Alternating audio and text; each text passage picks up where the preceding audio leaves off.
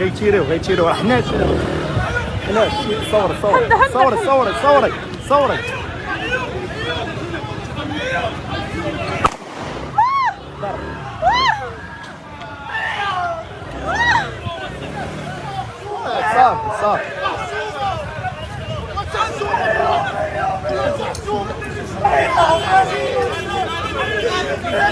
البارح ضرب واحد الدري ماشي ما ضربوا لا بموس لا بوالو هو اللي ضربوا بدا كيصرفق فيه وانا معاه كنعرفو.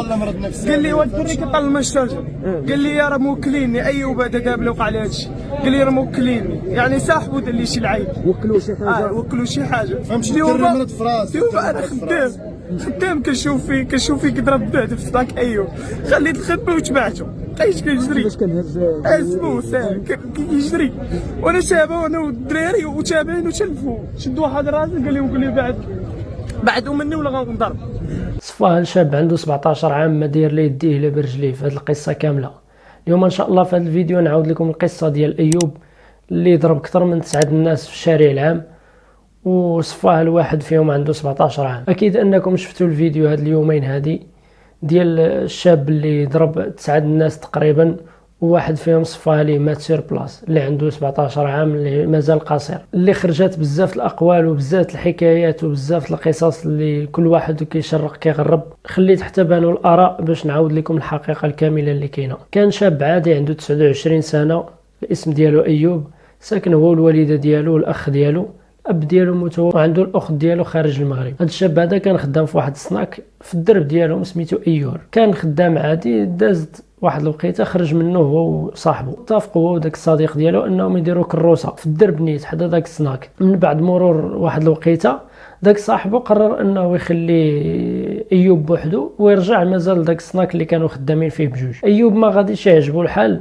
بحال داك الصديق ديالو انه تخلى عليه. تجي واحد الوقيته هاد ايوب هذا غيشوفوه الناس انه ما بقاش انورمال، يعني التصرفات ديالو ما بقاوش هما هادو. المهم غير من نرفز بزاف الناس كيتناقش معاهم، من بين هاد الناس هادو دوك الناس اللي خدامين في سناك ايوب. نهار قبل ما توقع هاد الواقع هادي جا عند الصديق ديالو كيهضر معاه عادي، كان هاز سلاح ابيض شويه وهو يبدا يضرب فيه، ما ردش عليه صاحبه حيت عارف الظروف ديالو ماشي هي هذه. ومشى عند الوالده ديالو والاخ ديالو قال لهم راه خوكم راه ما بقاش هو هذاك، راه ايوب ما بقاش هو هذاك. هاد ايوب هذا كيقول لهم في الدرب انهم وكلوني داروا ليا فعلوا ليا. هذا الشيء كيوقع بسبب الضغوطات النفسيه وبسبب الضغوطات ديال الحياه كامله. هو فاش خرج من داك السناك ومشى خدم بزاف الخدامي، تيخدم شويه في هذه الخدمه، يخدم هنايا شويه كيخرج، وديما كيقول لهم راه انا معكسين ليا دايرين ليا العكوس، ديما انا دايرين ليا فاعلين ليا. يعني بنادم كيمرض بداك الوسواس الخاوي. يعني كاينين شي ناس ما كيكونوش عندهم ديك الثقه الكامله في النفس ديالهم، ديما كيقول لك راه الناس تابعيني، راه الناس حاضيني، الناس معينيني، الناس تابعيني، هو راه ما كاين والو. كتلقى بنادم ما قادرش انه تادابط مع ديك الخدمه ولا يصبر فيها، كيخرج كيقول لك راه الناس تابعيني. نهار من بعد ما تناقش هو والصديق ديالو غادي يمشي لهذاك السناك اللي كان خدام فيه ايور، غيلقى الدراري صحابو مجموعين تما، غيقول ليه واحد في دوك الدراري اللي جالسين مجموعين اجي تغدى معنا، ما غاديش يبغي وغيهضر معهم بواحد الطريقه ما زويناش. غيقول لهم راه عندي لكم واحد المفاجاه اليوم زوينه غادي تعجبكم. غادي يمشي غيجيب واحد 17 كما كيقولوا لا انوكسا، غادي يجي في واحد الهستيريا، غيبدا يضرب في الناس تما اللي كاينين في السناك، في هذوك اللي خدامين تما. غيضرب واحد الدري عنده 17 عام خدام على والديه، ما عنده به حتى علاقه، غادي يضربوه هو اللي مات الله يرحمه.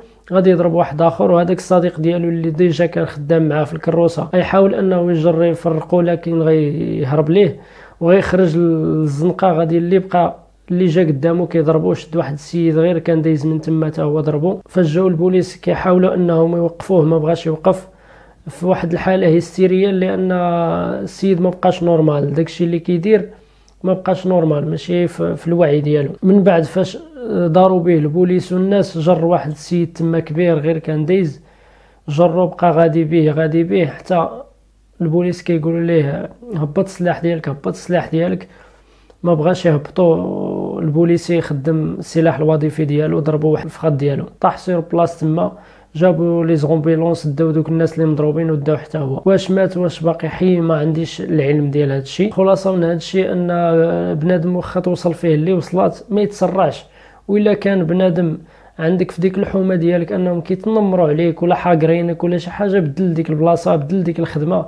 ماشي انت خرجتي من واحد الخدمه ومشيتي اونفاس معاه ولا حداها، راه بطبيعه الحال ديما غيبقى يبان لك الفرق انهم خدامين وانت مجرجر ولا بزاف د الحوايج، ولا انت ناقص وهما طالعين عليك في النيفو. يعني بنادم ديما يقلب على ما احسن ويبعد.